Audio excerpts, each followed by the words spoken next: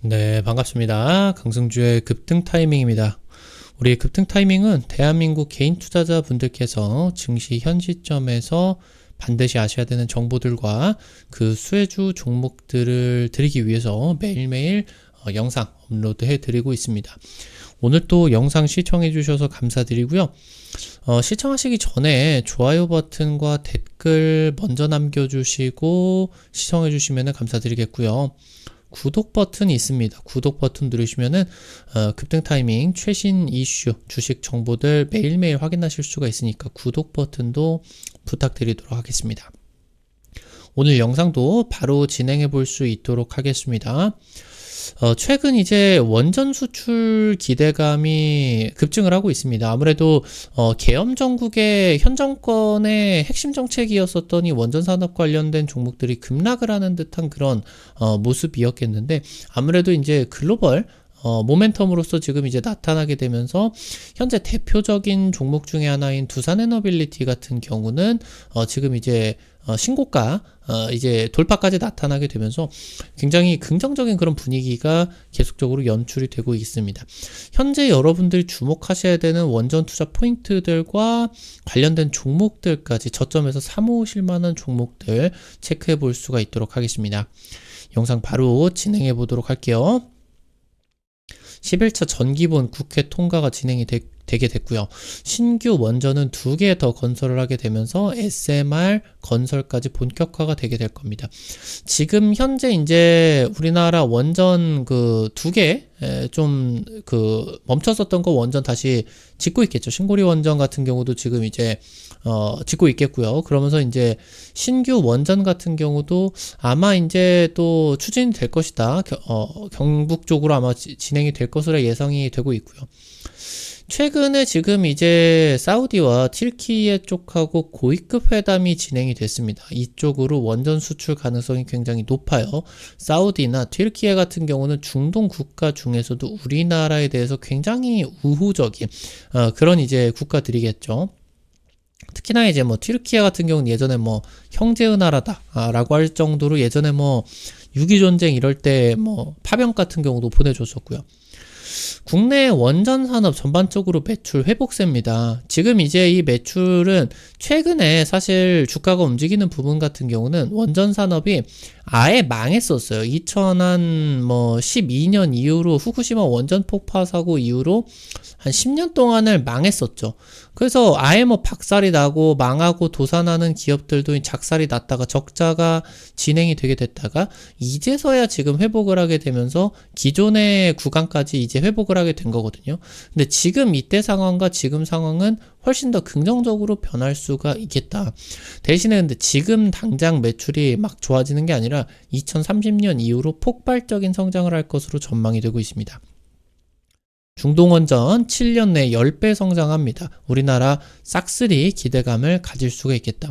중동 원전 프로젝트 굉장히 어렵습니다. 날씨도 이제 혹서기에다가 모래에다가 거기에다가 굉장히 단단한 그런 원전 구조물들을 지어야 되는데 우리나라 같은 경우는 굉장히 적시 완공을 했었던 UAE 원전 수출 적시에 완공을 해낸 중요한 이제 경험이 있겠죠. 이런 부분들이 중동 나라들에게 중요한 이제 좀 이제 포인트로서 자극이 되게 됩니다.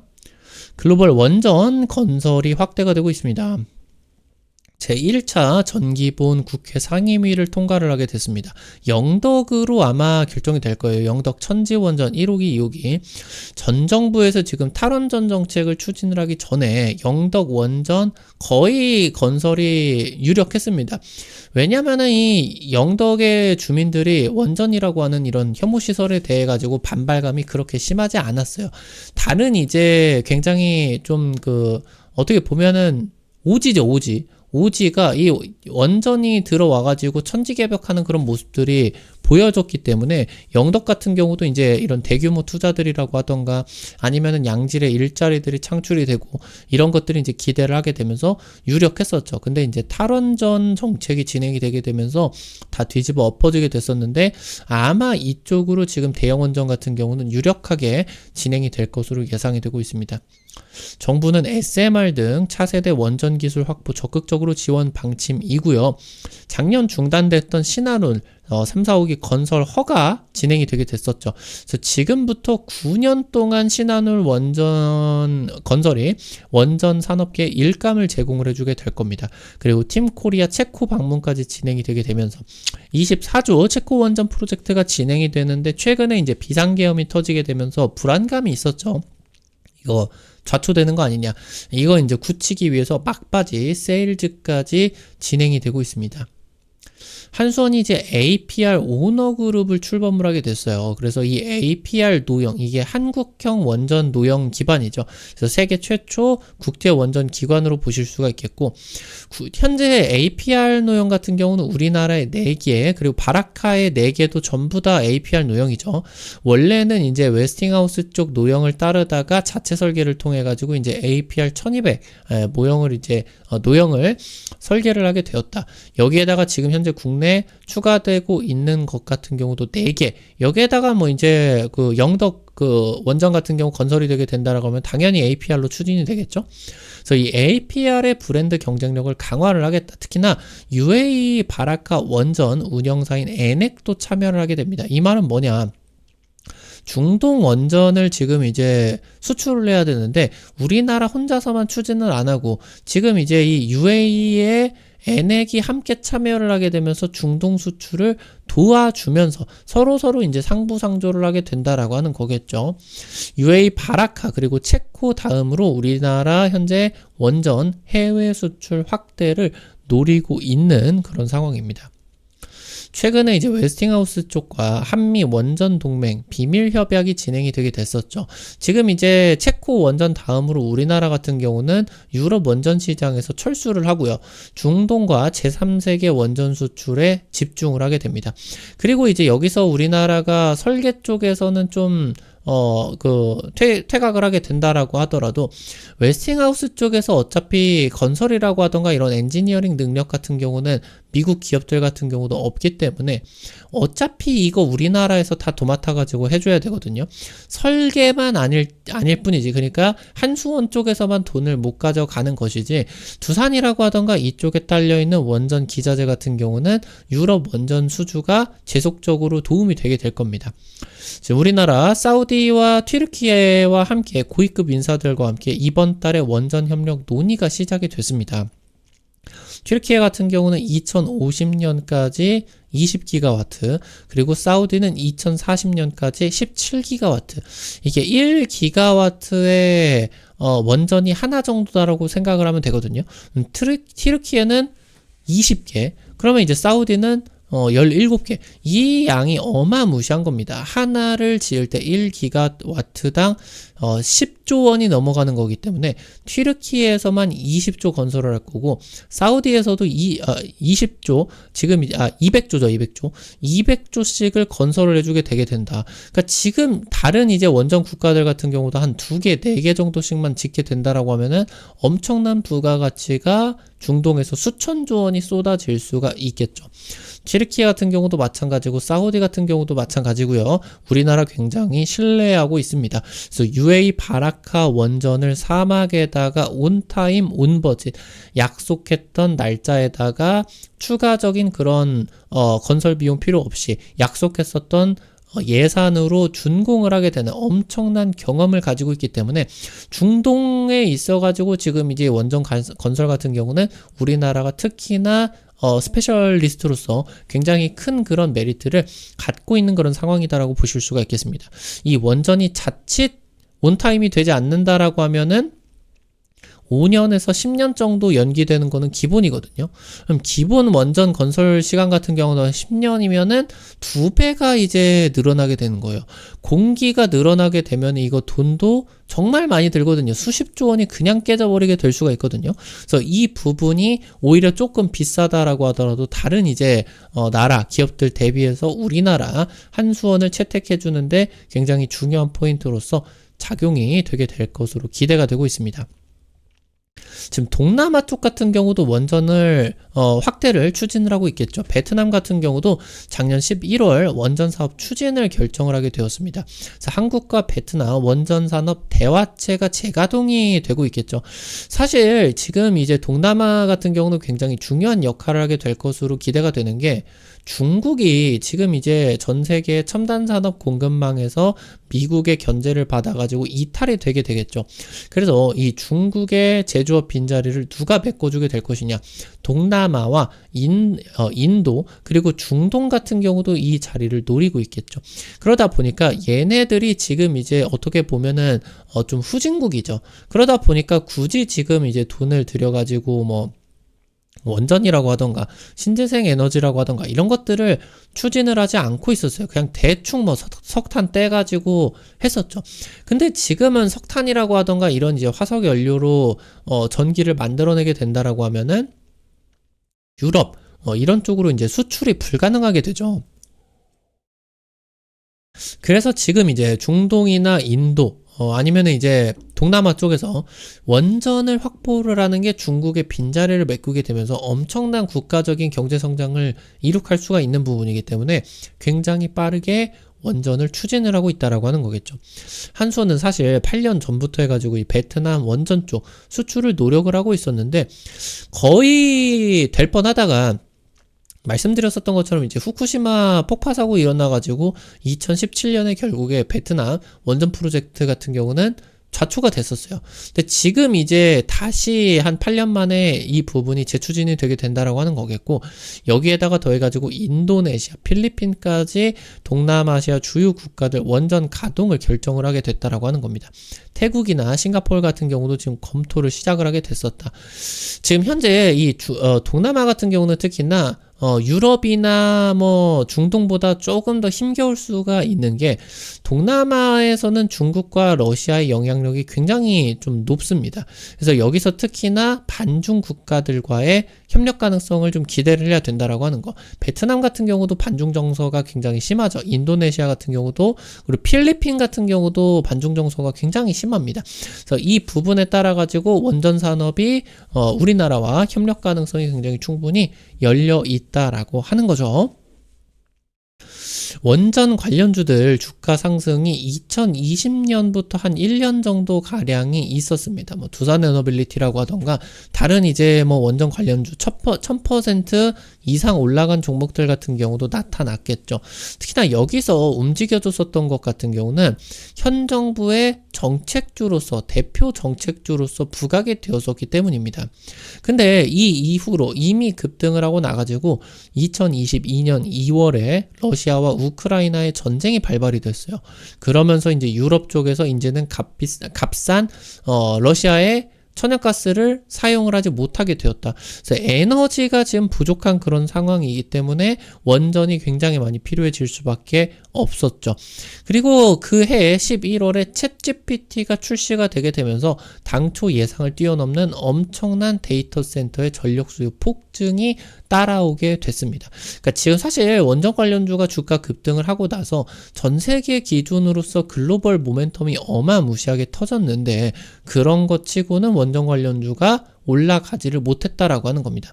글로벌 원전 수요는 급증을 했고요. 그러면서 두산 에너빌리티 같은 경우는 최근에 고점 돌파 시도가 나타나고 있습니다. 심지어 지금 유럽의 독일 같은 경우도 3년 만에 보수 정권으로 정권 교체가 됐죠. 친원전 쪽으로. 원래 이제 독일 쪽이 녹색당하고 협력을 해가지고 신재생 에너지만 계속적으로 늘리게 됐었는데, 이렇다 보니까 경제가 굉장히 안 좋았죠. 그래서 지금 이제 보수 정권으로 바뀌게 되면서 친원전 쪽으로 유턴이 될 것으로 예상이 되고 있겠습니다. 지금 원전 관련된 그런 기대감 같은 경우는 계속적으로 올라가고는 있지만, 사실 원전 기업들의 매출의 폭발적 성장 같은 경우는 아직이다라고 하는 거예요. 그러니까 지금 작년이나 재작년 그 뭐 전해를 생각을 해보게 된다라고 했을 때 가장 뭐 폭발적인 매출을 보여줬었던 AI 반도체, 그러니까 뭐 대표적으로 엔비디아나 SK하이닉스 이런 기업들을 놓고 보게 된다라고 하면은 AI 반도체나 HBM 매출이 기본 그냥 수백 %씩 성장을 하게 됐었죠. 한 2, 3년 정도 동안에. 지금 2차 전지 같은 경우도 생각을 해보게 된다라고 했을 때 뭐 2020년, 2021년 여기서 이제 진행이 되게 되면서 얘네들 같은 경우도 실적이 수백 %씩 그냥 2, 3년 만에 폭증을 하게 되었습니다. 그러니까 매해 그렇게 성장을 해주게 됐었죠. 그러다 보니까 아직 원전 같은 경우는 기대감은 있을 수가 있겠지만 폭발적인 성장이 나오려면 좀 멀었다라고 하는 거예요, 사실. 그러니까 소형 모듈 원전 같은 경우도 실적에 좀 기여를 하게 될 것으로 기대가 되고는 있겠지만 아직은 시범 사업 단계다. 그래서 지금 이 폭발적 성장 같은 경우는 2020년대 후반 7, 8년 정도부터는 돼야 전 세계의 원전이 동시다발적인 건설이 진행이 되게 될 것으로 예상이 되고 있어요. 그래서 여기서부터 해가지고 원전 기업들의 실적에 폭발적 성장이 나타날 수가 있겠죠. 주가 급등, 아까 말씀드렸었던 것처럼 AI 반도체건 HBM이건 2차 전지건 2, 3년간 두세 자릿수 실적 성장이 뒷받침되어야 쏴버리게 되는 겁니다. 지금 현재 탄소 중립 메가 트렌드 아직 폭발적 성장 안 나왔고 길게 보는 관점에서 놓고 보게 된다라고 했을 때 중요한 성장 국면이 아직 오지 않았다라고 하는 거겠습니다. 오늘 관련된 투자 포인트들과 함께 종목들도 체크를 해보겠습니다. 첫 번째로 비츠로테크입니다. 한수원에 원전 특화된 전력기기 납품하고 있습니다. SMR이라고 하던가 해외 원전 수출 적극적으로 참여하고 있고요. 미국 1위 발전기 기업인 제너락 홀딩스에다가 전력기기 직수출에 성공을 하게 되었습니다. 제너락 같은 경우는 지금 이제 세계 1위 AI 기업인 챗GPT와 적극 협력이 진행이 되고 있는 마이크로소프트 이쪽에 데이터 센터를 구축을 하고 있습니다. 그래서 지금 이제 수혜가 기대가 될 수가 있고요. 작년 연말부터 해가지고 비츠로테크 바닥에서 50억 이상 외국인의 대규모 순매수가 지속이 되고 있다라고 하는 거 체크할 필요가 있습니다. 마지막으로 오르비텍입니다. 원자력 발전 관련된 전문 용역들 수행을 하고 있어요. 원전 방사선 관리, 가동 전, 가동 중 검사, 방사선 폐기물 규제 용역 등을 수행을 해주고 있습니다. 최근에 오르비텍 같은 경우도 외국인 순매수 작년 연말부터 해가지고 들어오고 있겠고요. 지금 현재 주가 상장 이후로 최저가 수준입니다. 그래서 이제 작년에 흑자 전환까지 진행이 되게 되면서 주가 같은 경우도 턴어라운드 가능성이 굉장히 높겠다. 체크를 하실 수가 있겠습니다.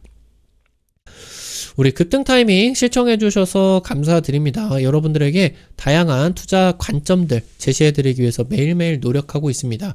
근데 아무래도 당일 급등이나 상한가 기대되는 종목들 같은 경우는 유튜브를 통해 가지고 제시해 드리는 게 한계가 있죠. 그래서 그런 정보들을 여러분들에게 실시간으로 제시를 해 드리기 위해서 어플리케이션을 운영해 드리고 있어요.